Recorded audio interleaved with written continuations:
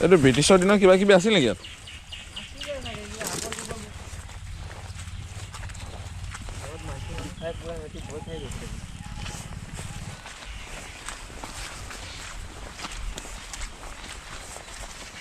অজগৰ আছে বোলে ইয়াত? অজগৰটো বহুত ওলায়, গম পায় বৰ ডাঙৰ ডাঙৰ ওলায়। আপোনাৰ এইটো 1-2 সপ্তাহমান হৈছে এটা পোৱালি ধৰিছিলে অজগৰ। 1.5 কুইণ্টেল মান হ'ব। 1.5 কুইণ্টেল? এইডোখৰতে ওলাইছে নেকি? সেইখিনিত ওলাইছিলে। অজগৰটো এদিন বছৰত আপোনাৰ 300 মান ডিমেই দিয়ে। অঁ, বাঘ চাগো ওলাব চাগে? বাঘ চাঘ ইমান হেৰি নোলায় ইয়াত, অজগৰহে মেইন নোলায়। অঁ, সাপ চাপ ওলায় ইয়াত। এইজোপা গছতো বহুত পুৰণা গছ হ'ব। বহুত দিনৰ পুৰণা গছ।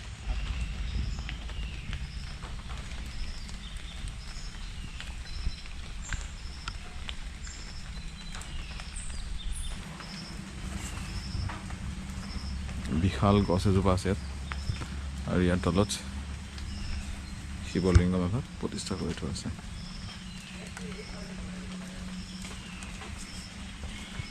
এই গছজোপাৰ আকাৰটো দেখিলে গম পাব।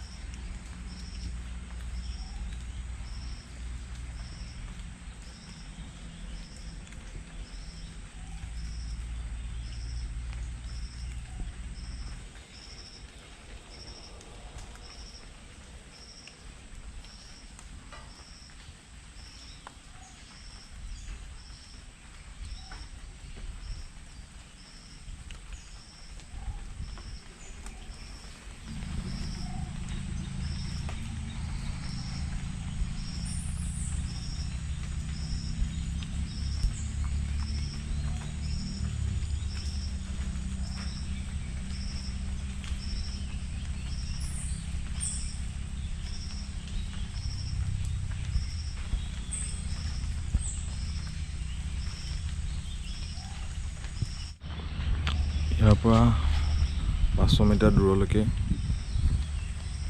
এইফালে হওক বা এইফালে হওক, এইফালে হওক, চাৰিওফালে মিনিমাম 500 মিটাৰ দূৰলৈকে কোনো মানুহ নাই, অকল মই আছোঁ। কোনো মানুহ নাই। আৰু মই এইজোপা গছৰ তলত আছোঁ। ইমান ডাঙৰ এজোপা গছ, ইমান ডাঙৰ গছ। এই গছজোপা পাত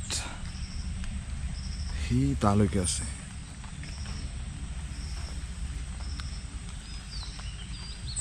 পাৰফেক্ট এটা জেগা নিজৰ মনটোক একেবাৰে শান্ত কৰি ৰাখিবৰ কাৰণে, চকু মুদি অলপ টাইম মেডিটেশ্যন কৰিবৰ কাৰণে। আৰু ইয়াত মোক এজন ওচৰৰ ল'ৰাজনে আহি ইয়াত ৰাস্তাটো দেখাই দিলে, আৰু তেওঁ গ'লগৈ। মই অলপ টাইম ইয়াতে ৰৈছোঁ তেওঁক পঠাই দিয়াৰ পাছত। তেখেতৰ নাম তুলসী তাঁতী, আৰু আহি থাকোঁতে তেখেতে মোক কৈছিল যে ইয়াত কেইবাটাও অজগৰ আছে। চ' প্ৰত্যেকটো মুহূৰ্ততে ইয়াত থকাৰ প্ৰত্যেকটো মুহূৰ্তত এলাৰ্ট হৈ মেডিটেটিভ ষ্টেট এটাত থকা নিচিনা লাগি আছে।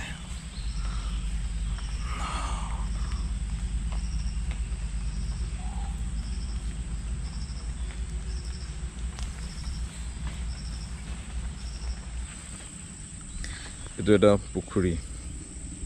ইয়াত কিছুমানে 2টা পুখুৰী আছে বুলি কয়, আৰু পুখুৰীটোৰ নাম হ'ল পিঠালী পুখুৰী।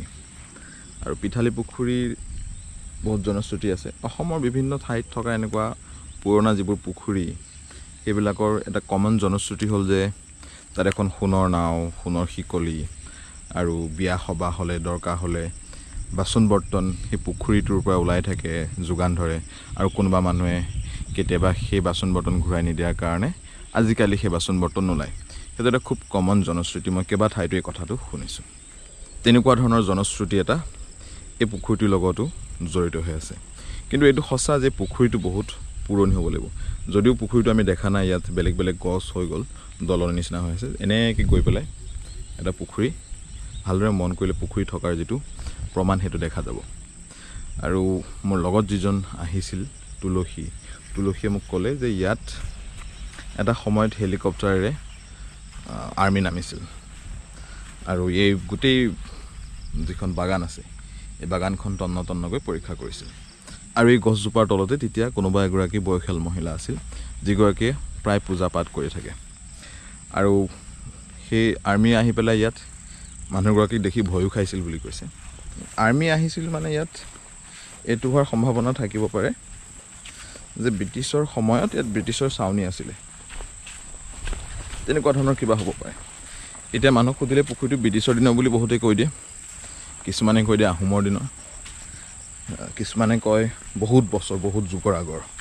তো সঠিক কোনো ধৰণৰ কথা নাই, কিন্তু পুখুৰীটো বহুত পুৰণি আৰু পুখুৰীটোৰ লগত এনেকুৱা কিছুমান জনশ্ৰুতি জড়িত হৈ আছে।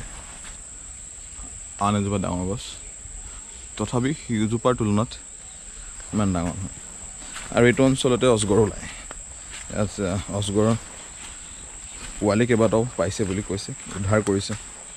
ছাগলী খাই থকা অৱস্থাত অজগৰ উদ্ধাৰ কৰিছে, বা ছাগলী খাবলৈ লৈ থকা অৱস্থাত উদ্ধাৰ কৰিছে এনেকৈ। ইয়াৰ পৰা এতিয়া গৈ আছোঁ আৰলংপিৰা কি হয়, মই মোৰ যিটো চেনেল প্ৰণৱজিৎ শৰ্মা বুলি যিটো মোৰ মেইন চেনেল আছে, চেনেলটোত কৈ আছোঁ আৰলংপিৰা দেওপাহাৰ এইবিলাক কথা। ডেছক্ৰিপশ্যনত লিংকটো দি দিম, চাই ল'ব পাৰিব। তালৈ গৈ আছোঁ। এতিয়া তাত যাব পাৰোঁ নে নোৱাৰোঁ, কাৰণ বহুত বৰষুণ হৈ আছে, ৰাস্তা কেনেকুৱা গম নাপাওঁ।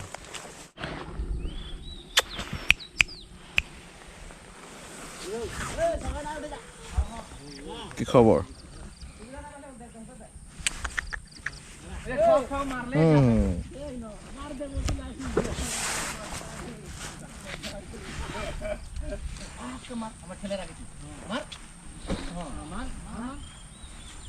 শাকো টাইপৰ হ'ব যাব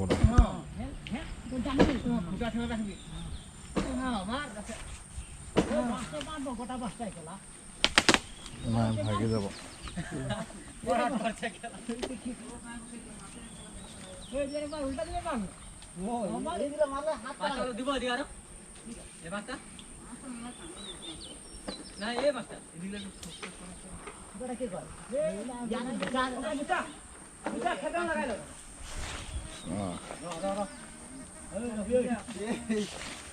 ভাঙি গ'লে একেবাৰে পানীত চালু।